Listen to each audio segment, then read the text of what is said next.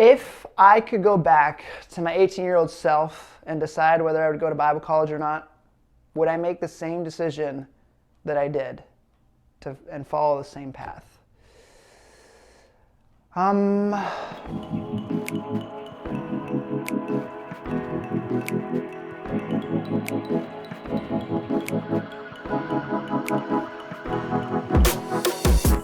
Hey, it's Pastor David again, and I'm here talking about Bible college and just kind of the different paths you can take to enter into ministry and be certified or licensed with whatever denomination you're going into. And really, I'm kind of reflecting on my own life and my own decisions and seeing, would I make the same decisions again to get where I'm at now in ministry? I went to Bible college from 2010 to 2014, and I took a year off and worked, and I was doing pulpit supply. I started my senior year, so I did pulpit supply for 2 years, as well as working other jobs, and then I took a full-time position in a place in North Dakota, and I've been here for close to 5 years now. And just thinking about all this, I've been out of Bible college for 6 years now. It's 2020. Would I make the same decision? Would I follow the same path to get where I'm at today? And this is a hard question because when I look at Bible college, I made a bunch of great friends and a bunch of good relationships in Bible college, and with fellow peers, but also with the professors. And those professors are awesome, so much to the point that even now, being 6 years out of Bible college, if I were to call them up, if I were to go to them for advice, they'd be more than willing just to be a listening ear or to just bounce ideas off of. We had a very good staff and good teachers, professors at the Bible college I went to.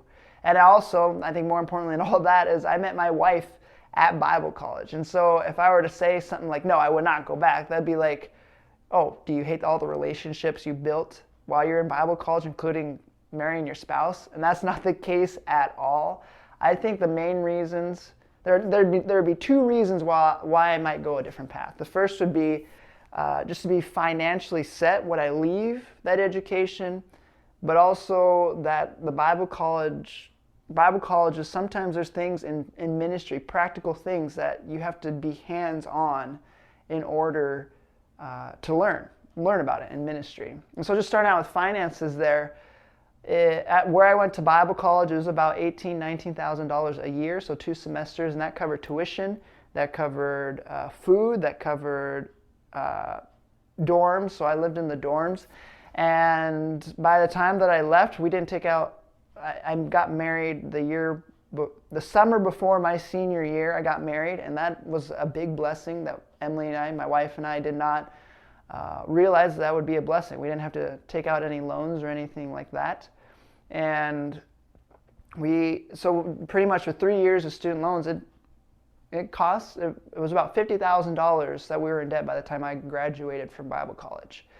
And that's a big number, especially when you're, 18, 19, 21-ish, 22-ish when you graduate, because it was a 4-year college that I went to.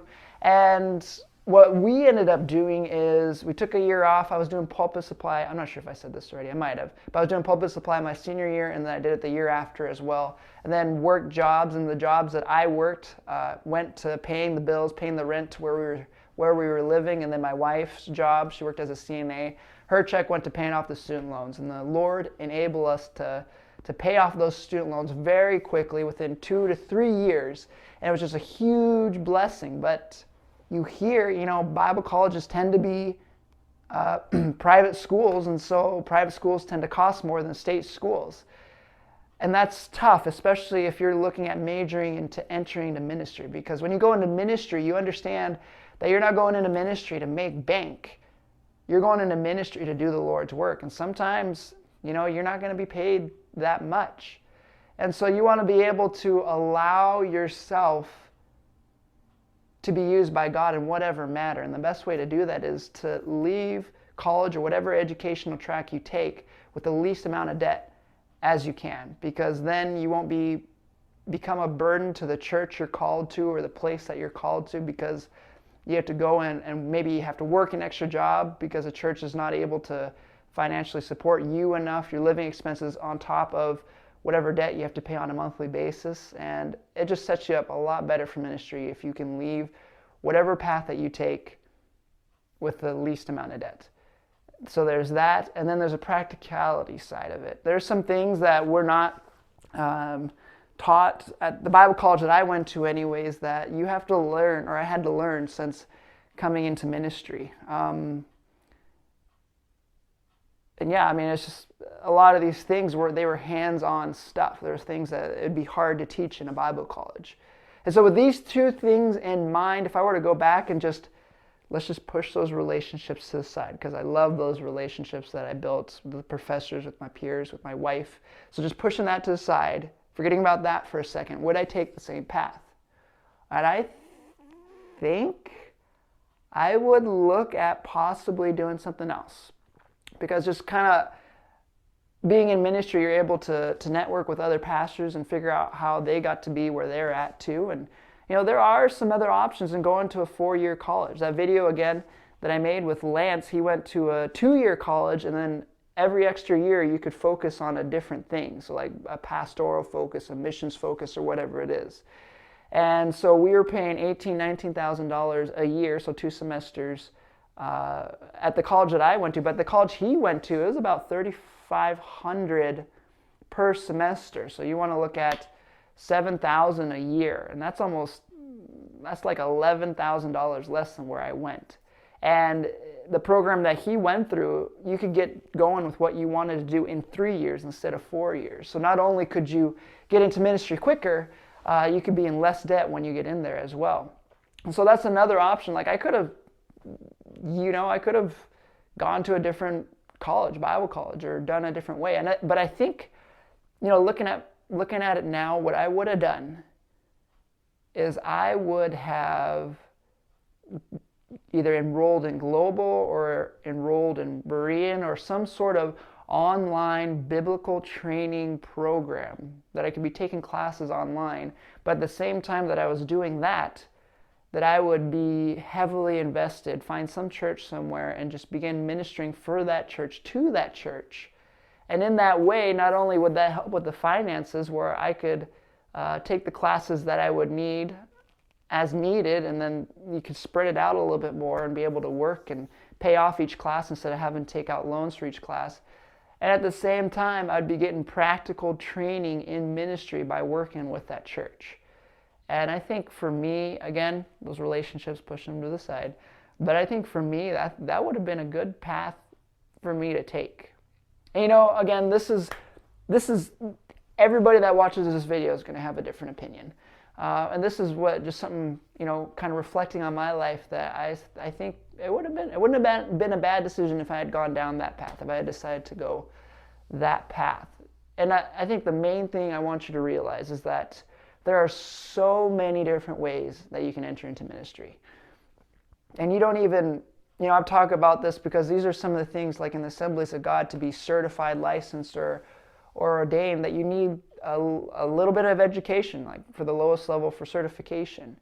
But you don't even have to, the Assemblies of God, which I am in, the licensing, the